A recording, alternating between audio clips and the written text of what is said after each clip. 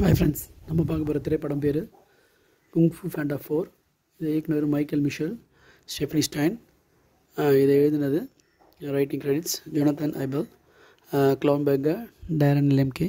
நட்சத்திரங்கள் இவங்களுக்கு பேசினவங்க பார்த்தீங்கன்னா Dustin Hoffman, Jack Black, Awkwafina, Viola Davis, Bryan Cranston, James Hong, Ian McShane, Ke Huy Quan, Ronny Chieng, Lori Tan Chinn அவங்க பாட்டி பண்ணிக்கு வருவாங்க.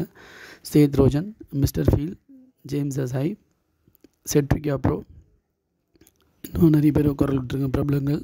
இந்த படத்தோட கதைன்னு பார்த்திங்கன்னா, போன்ற குங்ஃபு பேண்டா அமைதி பள்ளத்தாக்கில் ஆன்மீகத்தில் அவர் தலைவராகிட்டார். தலைவரான பிறகு அவர் ஒரு டிராகன் வாரியரை அவர் நியமிக்கணும். அவருக்கு மேலும் அவருக்கு தலைவராக விருப்பம் இல்லை, சமைக்கிறதுக்கு தான் அவர் விருப்பமாக இருக்குது. அவர் இந்த ஜென் தலைவர்கிட்ட சொல்கிறாரு. அவர் சொல்கிறாரு, நீ சாதாரண ஆள் கிடையாது, நீ ஒரு முக்கியமான இந்த இடத்துக்கு முக்கியமான ஆள்னு அப்படி சொல்கிறாரு. அப்போ அந்த இடத்துல பார்த்திங்கன்னா ஒரு சூனியக்கார பச்சோந்தி அந்த எல்லாம் இருக்கிற வில்லன்கள் எல்லாரையும் அழைச்சி இந்த அமைதியை சீர்குலைக்கிறதுக்கு ஏற்படுறது. இதுதான் கதை. ஆனால் இந்த கதையோட படத்தோட இது பார்த்திங்கன்னா ப்ளஸ் பாயிண்ட்டு ஜாக் பிளாக்கோட வாய்ஸு. ஆனால் தமிழில் நாங்கள் பார்த்து தமிழ் 3D. ஸோ இதில் தேட்டர் ரெஸ்பான்ஸ் சூப்பராக இருந்தது.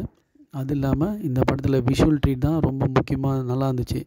இந்த படத்தோட கதை பார்த்திங்கன்னா 1 to 3 மாதிரி இல்லை, இது கொஞ்சம் போராக தான் போச்சு.